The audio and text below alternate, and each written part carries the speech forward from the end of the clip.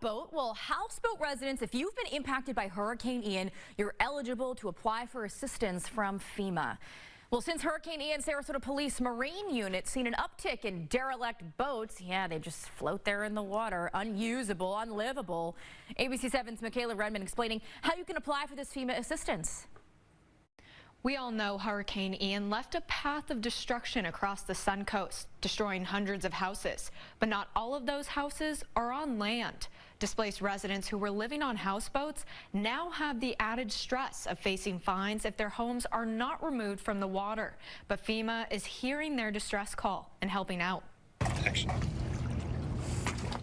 Sarasota Police Department's Marine Unit is taking a dive in the deep end. Instead of seeing what sea life is like, these officers are pulling out boats. Since the hurricane, the Marine Unit is keeping busy from an uptick in derelict vessels.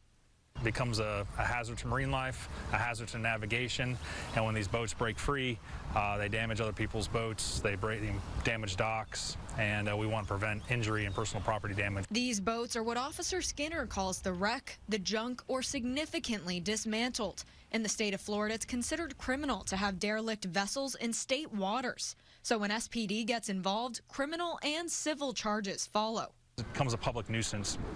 It is a misdemeanor, and the civil violations is that whatever the cost of the removal is, whether it's a salvage company or our dive team removing that vessel and the destruction of the vessel, we hold the owner liable for the cost of that removal. They have 30 days to pay for that removal. If they don't, we send a letter to the DHSMV in Tallahassee and we put a derelict vessel hold on their registration status. In other words, until the civil violation is paid, operators can't renew or register vessels. The increased work from local law enforcement agencies like SPD has FEMA trying to think outside of the box to provide additional aid, especially for those who literally live on the water.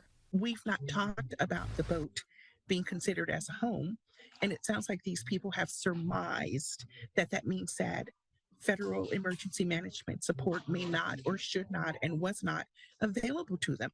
So this has opened a whole new opportunity and a whole new community. The assessment process is the same FEMA uses for their travel trailers. Unlike homes, boats don't necessarily have an address since they're moving across the water. Instead, boaters can verify their vessel in other ways, like a mooring slip from a dock or marina. January 12th is the FEMA deadline to apply for disaster assistance, so this aid is coming just in the nick of time for folks affected by Hurricane Ian who live on a damaged boat. In the studio, I'm Michaela Redmond for ABC 7, your local station.